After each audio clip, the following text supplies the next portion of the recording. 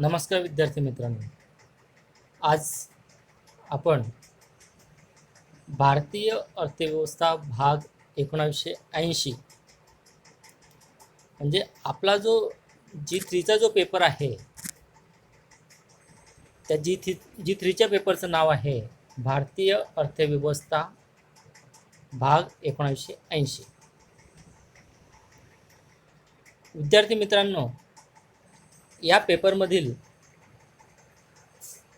आपण भारतातील वित्तीय व्यवस्थेची रचना अभ्यासणार आहोत. आता भारतातील वित्तीय व्यवस्थेची रचना अभ्यासताना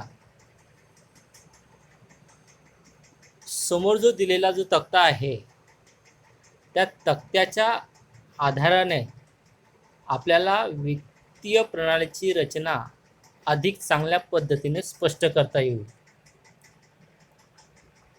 आता ह्या वित्तीय प्रणालीच्या रचनेमध्ये म्हणजे भारतातील वित्तीय प्रणालीच्या रचनेमध्ये विविध प्रकारच्या ज्या वित्तीय संस्था असतात, वित्तीय बाजार आहेत, वित्तीय साधने आहेत आणि वित्तीय सेवांचा समावेश होत असतो.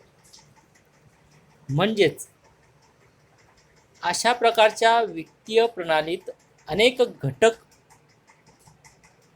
समाविष्ट झालेले असतात. या तक्त्यावरून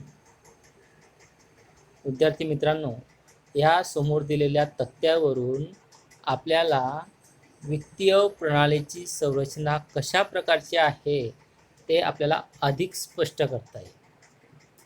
आता तक्त्यामध्ये जो वित्तीय प्रणालीची जी संरचना दिलेली आहे, त्या संरचनेतील जे घटक आहे त्या घटकांचा आपण थोडक्यात अभ्यास करू.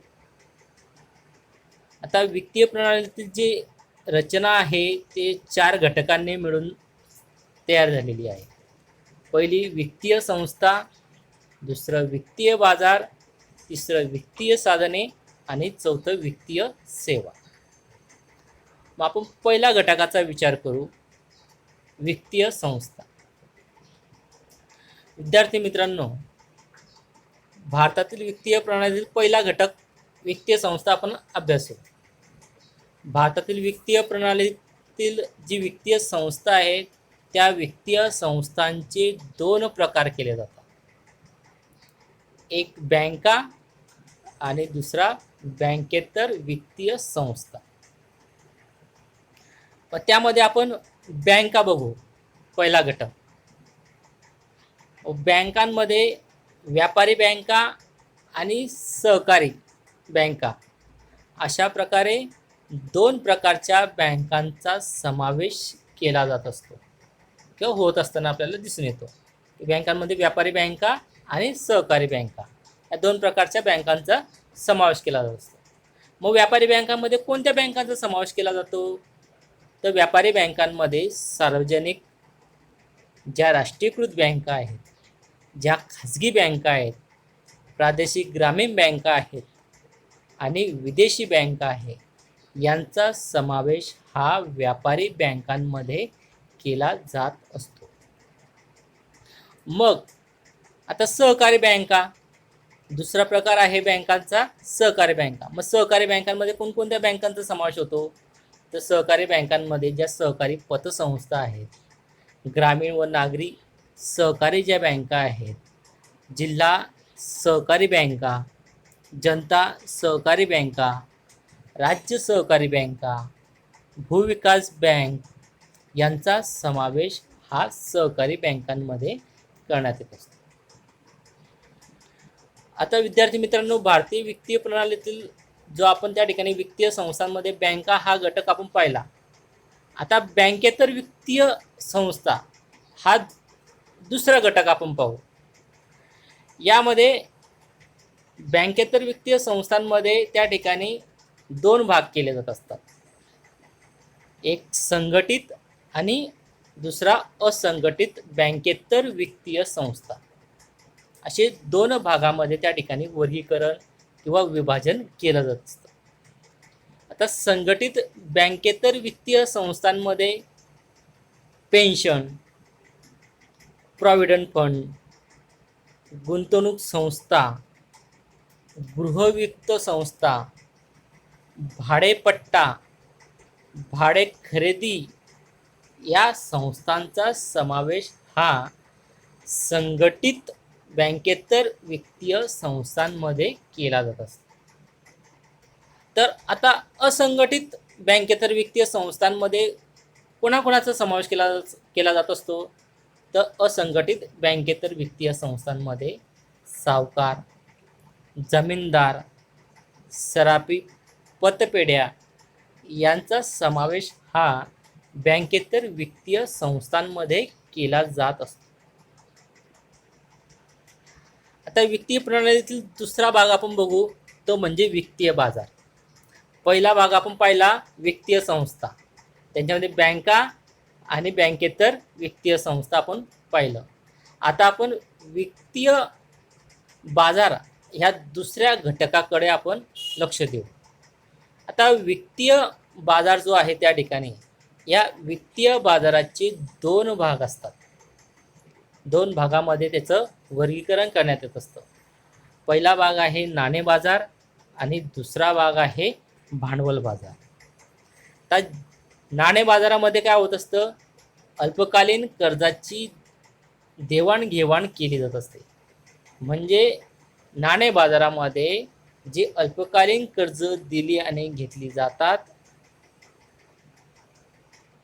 त्यांना त्यासाठी अल्पसूचना कर्जे, कोषागार हुंड्या, व्यापारी हुंड्या या साधनांचा वापर केला जातो. आणि या साधनांच्या वापरातून अल्पकालीन आणि कर्ज दिली आणि घेतली जात असतात. त्या बाजाराला आपण नाणे बाजार असे म्हणतो. मग आता दुसरा भाग कोणता आहे? तर भांडवल बाजार.